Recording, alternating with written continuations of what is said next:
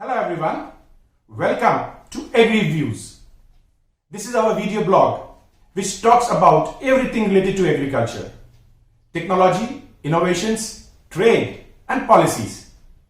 We are running a short series of InnoHub. InnoHubs are hotspot of AgriTech across the globe. These hotspots have redefined the way we do agriculture. In our last episode, we covered Israel. And going forward, we will be covering China, Netherlands and United States of America. Today, we talk about India. There is something which differentiates India from these other four hubs, which is India is predominantly a developing country. The challenges of India are very different than challenges of most of other hubs. Let's understand a little bit more about India. So if you see India is second most populous country in the world with 1.38 billion as India's population.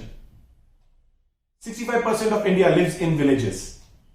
And out of the total population, 37% of Indians are the workforce. Out of these 37%, 40.1% are involved predominantly in agriculture.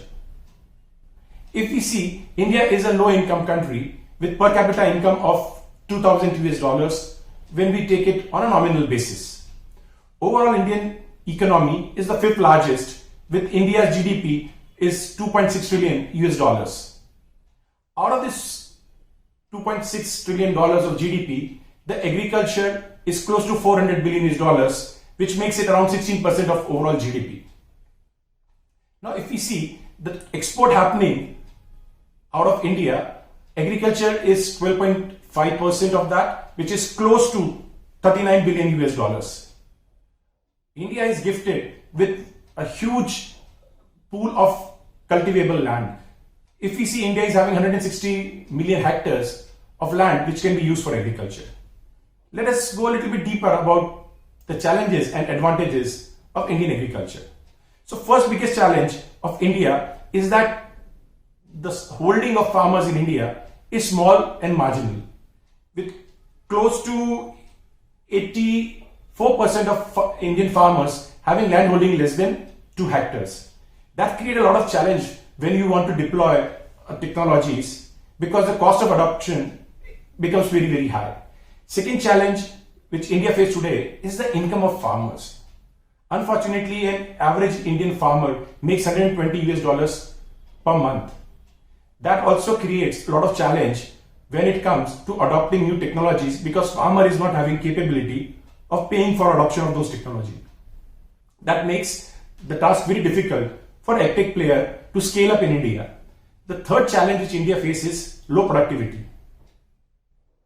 In majority of the crops, while India is the largest or second largest or the third largest producer in the world, but when it comes to the productivity, except 2 or 3 crops like potato or peas, India per hectare yields are lower than the even world average yields.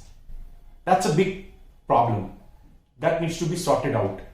Finally, the lack of physical infrastructure.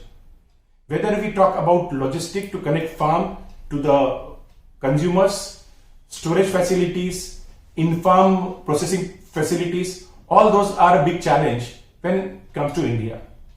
Typically, India needs close to $200 billion worth of investments to ensure the physical infrastructure of Indian agriculture is taken care of, which also create a huge opportunity for a lot of companies and organizations. Now let's talk about the positives about Indian agriculture. So first thing, we are having the second largest cultivable land in the world. India can for sure become the food capital of the world. Second, high local demand. India is not just dependent on export to consume what it produces. With a huge population, India is having capability to absorb majority of what it produces. Third, high number of farmers. India is having highest number of farmers globally. That creates a large pool of those who can produce food for the world.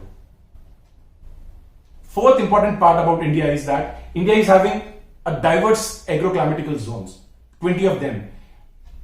Along with that, if we add the different type of soil, which are 45 type of soil out of 60 soil types available in India, India literally can produce every possible commodity which can be grown on earth.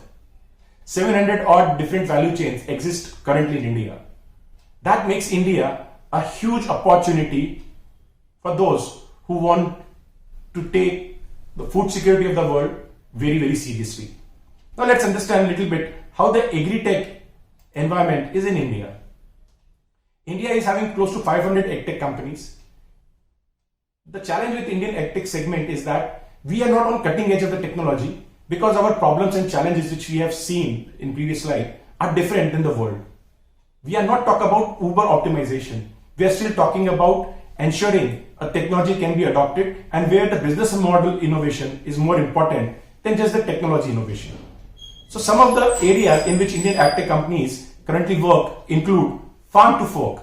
So India, you have close to 35% losses post harvest. The companies like Ninjacart, CroFarm, Vegrow, Mera Kisan, these are the companies which are using technology to aggregate from the farm and take it to either businesses or to the end consumer directly. The second segment, which is being very, very active in India, is digital farming.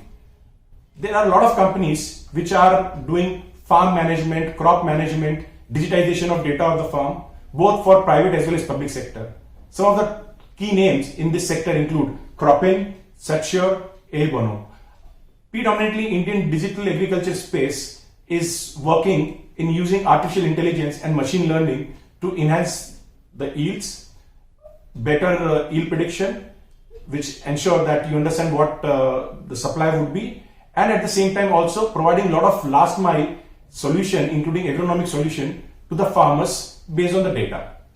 The third area of importance in AgTech segment in India is input e-commerce. Company like AgroStar, FreshoKartz, Gramophone and Bighaat, they are ensuring that the inputs like seed, fertilizers and pesticides are delivered to the farmers at their doorsteps in a very, very efficient manner.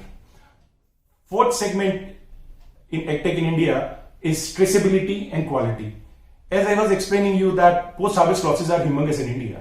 To ensure they can reduce, you need to analyze quality at different stages.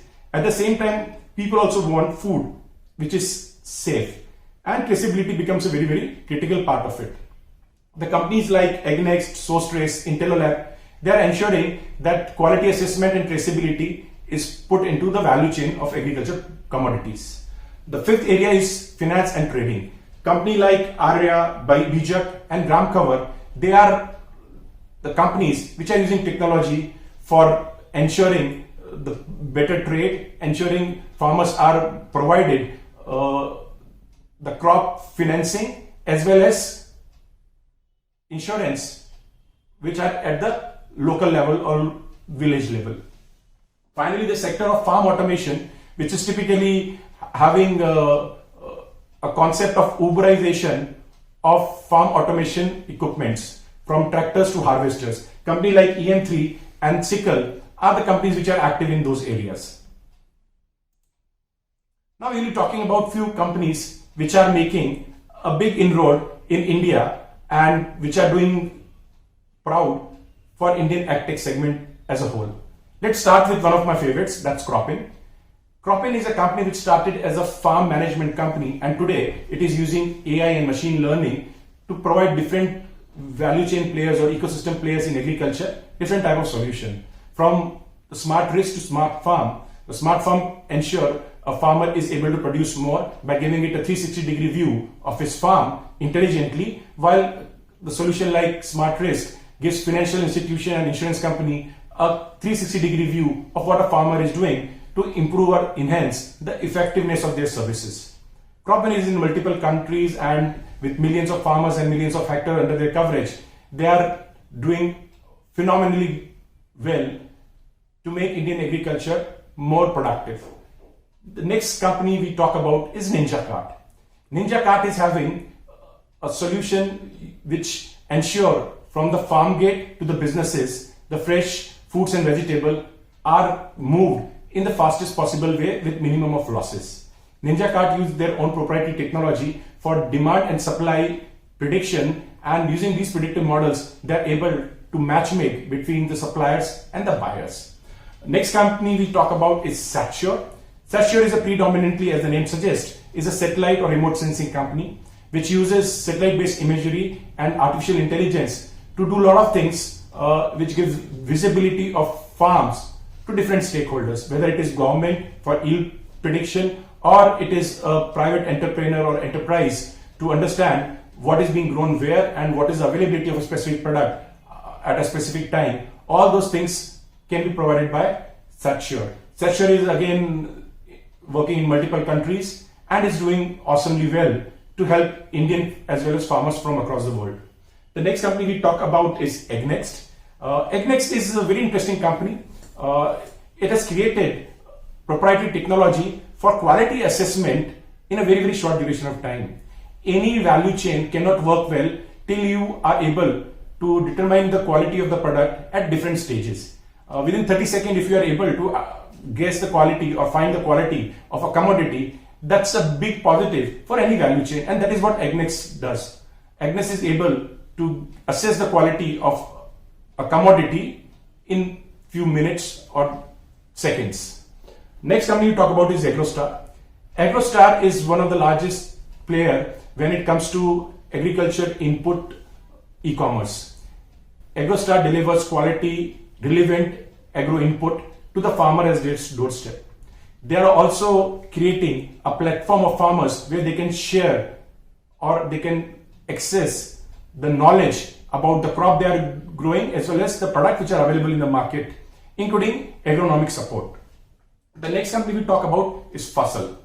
Fasal is a very interesting company which is using IoT to give complete agronomic advisory to the farmer to increase their yield.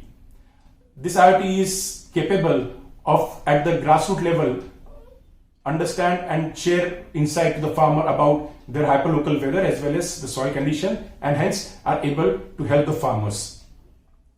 With these companies from India already doing very well and going across the world to help farmers, especially in developing countries, based on the learning in India, I believe India is contributing hugely to the global agriculture.